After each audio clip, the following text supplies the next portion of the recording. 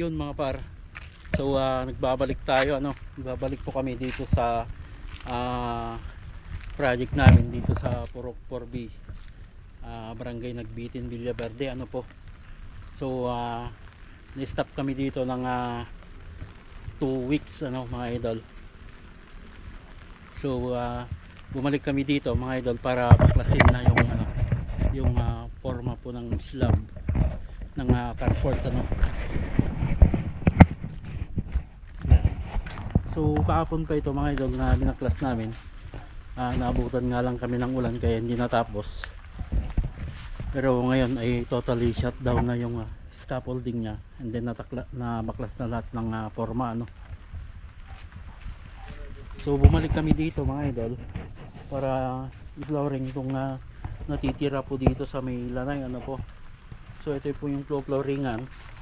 Then in preparation para sa bubong mga idol ay papalitadaan muna namin ito para may setup na rin po yung sa bubong. So stop po muna yung structural sa yung gagawin muna yung sa trusses. So ito yung pinasikaso ko kanina, pinapasikaso po mga idol. Yun nga lang umulan na naman po magawa kami ng tuntungan dito para mapalitadaan po ito. So mahirap na po kasing i-trusses palitadaan ito pag may trusses na So hanggang rough finish lang po sana ito mga idol, or yung nakahalo block lang sana ito mga idol. So may mga materials na natira tayo, buhangin, semento. Then may extra din tayo na pang labor po.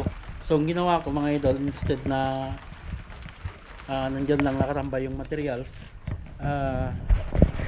yung natirang gamit na materials mga idol ay pinapalitada ko na dito sa loob So halos matapos na yung palitada po dito sa loob. Etong part na lang po na ito yung hindi napapalitadaan sa may breaker, then pagkabit ng mga hamba, saka itong mga CR, yan na lang po yung hindi natatapos na palitadaan po dito sa loob yung CR ng masters saka yung common, yun na lang yung papalitadaan, saka yung mga konting retouch po na ganito sa may column.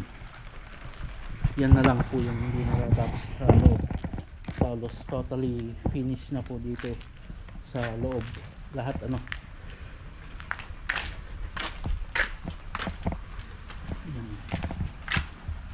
Tataas po namin ng konti yun sa may bintana. Dan dito yung sa master's bedroom, 10 feet by 10 feet po ito.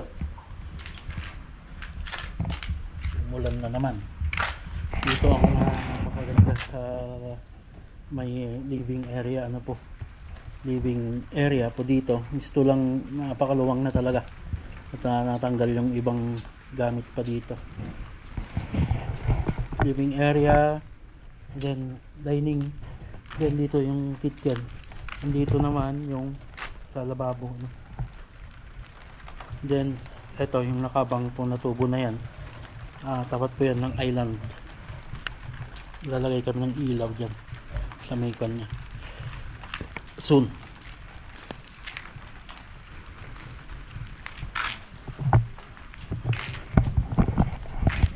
Ito lang muna yung sa papalitadaan, dyan ipo-flooring itong sa lanay. Bukas na ito sapagkat uulan na. Then yung bunkhouse na nandito mga idol, tinanggal na ito namin.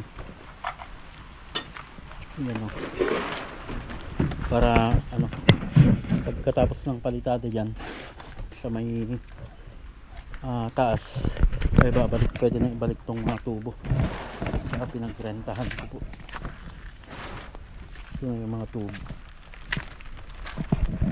Silipin natin dito sa labas mga idol tong bahay. Yun mga par. So ito na yung bahay napakalaki. Ang area po nito ay 114.6 square meter gusto lang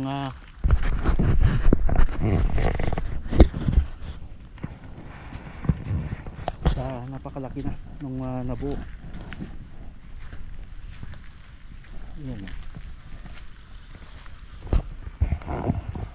So yung bubong sa part ng mga rooms naka shed type to ng paganon. Then dito sa gitna ay paganyan naman po yung ano niya, yung bubong niya. Kasama na po dito sa may lanay, paganon din po. Pero mas mababa po itong sa lanay. Then yung sa carport, ayun po. Then yung access road ay ito. Dito papasok yung sasakyan papunta sa carport.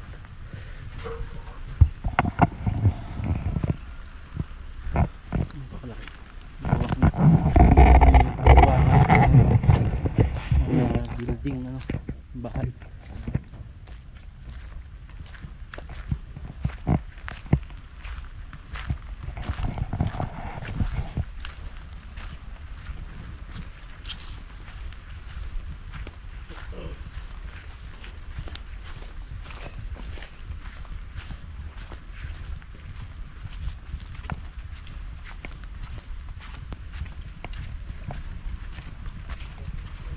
Yan yung tabon dito mga idol. Napakataas po nito. Ito yung sa perimeter fence nya, no. Yan na rin po yung tabon nito. Sa part lang po dito sa banda rito.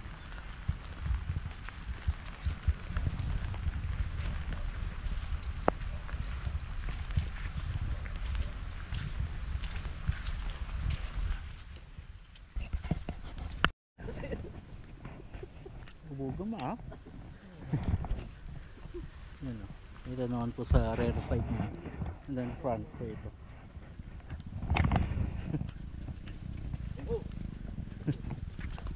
Wey! Hey!